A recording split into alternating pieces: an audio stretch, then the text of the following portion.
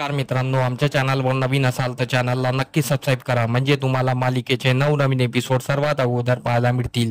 तर अप्पी आमची कलेक्टर या मालिकेमध्ये काय घडणार आहे ते आपण बघूया.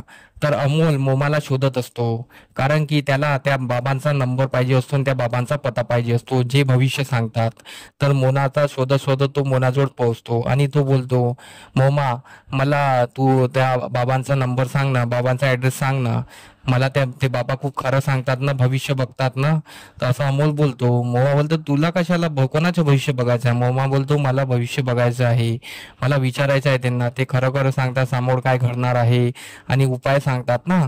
तर मोमा बोलते, हो, ते खरं सांगतात. तर मोमा त्याला त्याचा ऍड्रेस देते. हे सर्व रुपाली बघत असते. रुपाली सर्व ऐकून घेते. याला याला का बरं पाहिजे, याला तो भविष्य सांगणारा बाबाचा नंबर का पाहिजे, असं तो बोलत असतो. तर रुपालीला काही कळत नाही आणि याच्या हाती ते कुंडली आहे. अप्पी अर्जुनची कुंडली घेऊन हा का करत आहे? तर रुपालीला संशय असतो की हा काहीतरी जुगाड करत आहे, याच्यावर लक्ष ठेवायला पाहिजे. मोना त्या बाबाचा नंबर त्याला देतो आणि त्याचा ऍड्रेस देतो. तर अमोल खुश होऊन जातो आणि अमोल दुसऱ्या दिवशी शाळेत जायला निघतो तेव्हा तो त्या बाबाला भेटणार असतो. तर अमोल निघतो. तर अमोल त्या बाबांना भेटणार असतो. तर जाऊन त्या भविष्य विचारणार असतो आणि सोबत तो अप्पी आणि अर्जुनची कुंडली घेऊन जात असतो. तर रुपाली त्याचा पिछा करत त्याच्या मागे मागे जात असते. रुपाली पिछा करत असते तेवढ्यात अमोलला मधात रस्त्यातच त्याला चक्कर येत असते. चक्कर येऊन तो पडणारच असते, तर रुपाली जोरात ओरडते, अमोल अमोल करून रुपाली त्याच्याजवळ पोहोचते. रुपाली त्याला कवटारते आणि रुपाली त्याला हॉस्पिटलला घेऊन जाते.